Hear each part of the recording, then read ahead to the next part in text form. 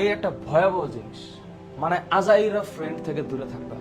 Lifeless কিছু পোলাপান আছে যাদের কথাবার্তার মধ্যে এই বন্ধু জানাস ওই হয়েছে সেই হয়েছে, কার জীবনে কি হয়েছে নিজের জীবনের খবর নাই, নিজের ঘরের খবর নাই, নিজের লেখাপড়া ঠিক নাই, আছে খালি চল চল এটা করি সেটা করি এই সেই।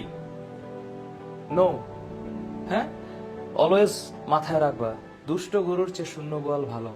জীবনে অযাচিত ফ্রেন্ডের দরকার নেই। কোনো ফ্রেন্ড না থাকলে একাই 100। আর যদি ফ্রেন্ড একটা মনের মতো পাও, পৃথিবীতে কেউ মনের মতো হয় না, মনের মতো করে নিতে হয়। হ্যাঁ, তুমি তোমার নিজের দিকে খেয়াল রাখো। বাই চান্স তোমার যদি ফ্রেন্ড কন্টিনিউ করার বা ফ্রেন্ডশিপ বজায় রাখার ক্ষমতা থাকে, অটোমেটিক তোমার লাইফের সাথে কিছু মানুষ জুড়ে যাবে। ভালো ফ্রেন্ড হচ্ছে জীবনের জন্য একটা ব্লেসিং। যদি না থাকে কষ্ট পাও না, যদি থাকে আলহামদুলিল্লাহ। কিন্তু আইডেন্টিফাই করে অসৎ সঙ্গ যেন না থাকে। অপ্রয়োজনীয় কোনো সম্পর্ক, আল্লাহর ওয়াস্তে সম্পর্ক, রিলেশনশিপ, তোমাদের কাছে হাত জোর করতেছি।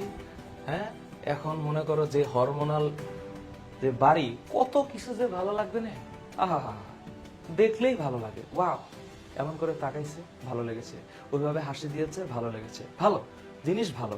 কিন্তু এখানে একটা শব্দ আছে লিপ্ত।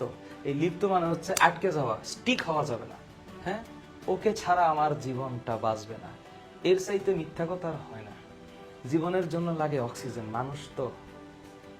হ্যাঁ, এইসব ফাও বলি, এই সকল ডায়লগ মুভির স্ক্রিনে ঠিক আছে, হ্যাঁ, বাস্তব জীবনে ঠিক নাই। বাস্তব জীবনে আবেগ বিবেক দুইটাই লাগবে। শুধু আবেগ কাজ করলে আর বিবেক না কাজ করলেও হবে না, আবার বিবেক না কাজ করে আবেগ কাজ করলে হবে না। আবেগও লাগবে, বিবেকও লাগবে, দুইটা জিনিসের সুন্দর সম্মিলন থাকবে।